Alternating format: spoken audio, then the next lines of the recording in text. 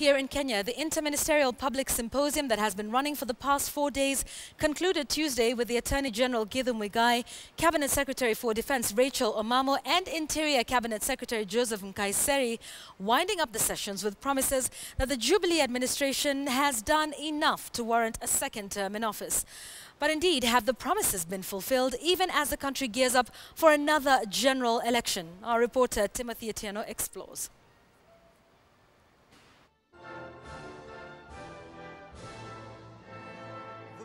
Day of the Interministerial Public Symposium concluded Tuesday with the Defense, Interior and Offense laying bare their progress reports to the attentive audience at the Lenana Hall at the KICC.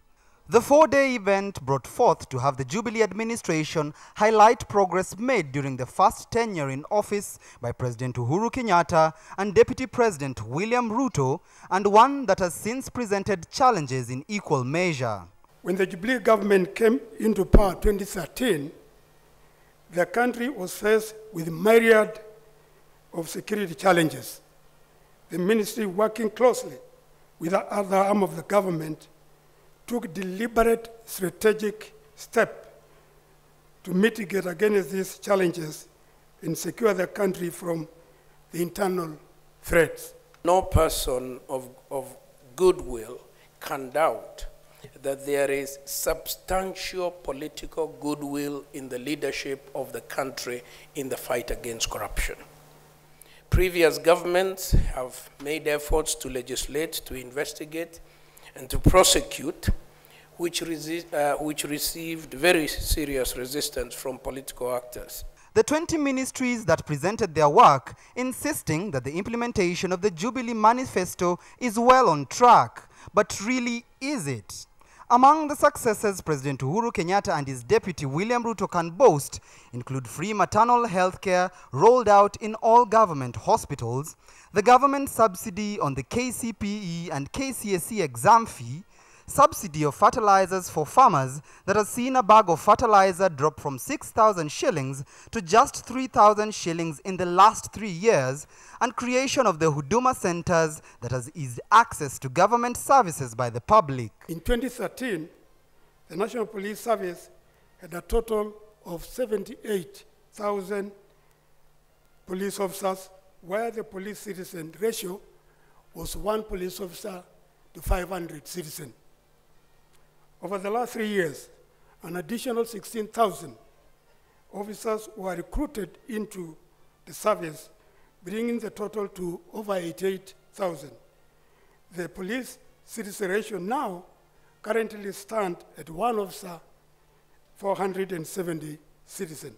But President Uhuru will for the next 17 months be working to have the free laptops proposed for all Class 1 pupils rolled out before his first term in office ends.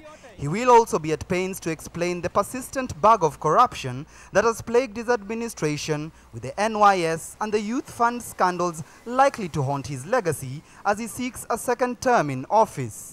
5 modern sports stadia promised by the Jubilee duo is also yet to be fulfilled, as well as creation of 1 million jobs for the youth and the pledge to have the country's economy grow by double digits still a mirage. As we speak, we are quite clear at the Ministry of Defense that Al-Shabaab still presents a serious existential threat to Kenya, and therefore the Kenya Defense Forces will remain engaged in Somalia under AMISOM. The symposium creating a sense of government accountability to its citizens that will most likely set the pace ahead of a tough election campaign period, with the government left at pains to defend its track record to the electorate. With the conclusion of the 4-day Interministerial Public Symposium here at the KICC, the Jubilee administration will now be seeking to shift focus from talking about what it has been able to achieve over the last 3 years to what it hasn't, and ensuring that it implements its manifesto before the August 2017 general election, where President Uhuru Kenyatta and Deputy President William Ruto will be seeking a second term in office.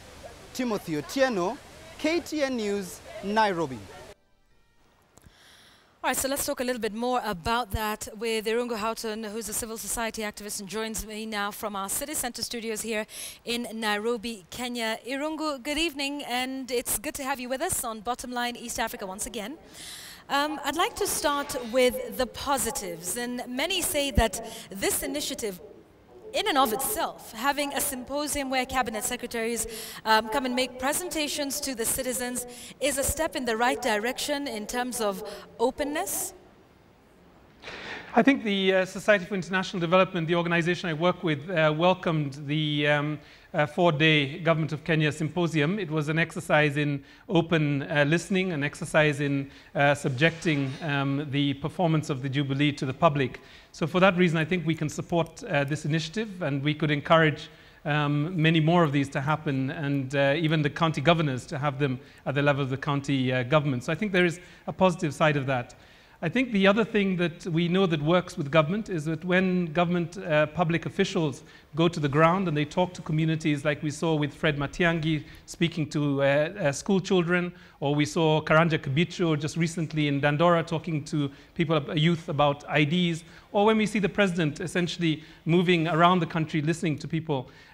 These are signs of an open government, and this does work, and this is something that we need to strengthen and encourage. I think the other thing that came through very much for the 4 days is that where we have targeted support and financing for women, for youth, for people marginalized and poor communities, then you see the returns and the benefits of a administration. But I was really struck by the moment that this happened. I mean, a year ago, our president was in the National Assembly, and he spoke about 3 critical challenges that affect the country. He talked about deep divisions, mistrust, and corruption. And I think, for me, those 3 divisions, regardless of what was said, are still very much limiting the impact of Jubilee and its capacity to deliver on its own manifesto. Okay, let's talk then about other positives. I mean, certainly the 30% procurement within government for youth and women is a step in the right direction. If you were to sort of assess that over the last year, how successful has that been? The intention really was quite bold. I recall the former cabinet secretary receiving awards across Africa for really what I think was a targeted, well-intentioned approach to ensure that marginalized groups are really brought into the center of public planning, and also that we are able to empower them with economic opportunities to be able to take, I guess, charge of their own destinies. So I think that's been really well positioned. I think, of course, what we've seen now really is the staggering corruption within the National Youth Fund and the NIS scandals that really have left those intentions in many ways in tatters and in need of a rethink in terms of how the, I guess, the management of those big, large-scale programs would be rolled out in future.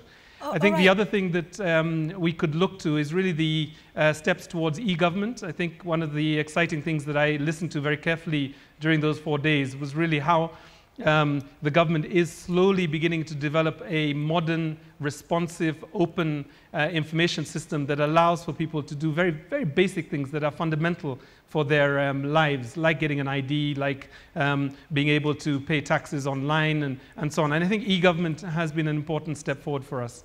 All right.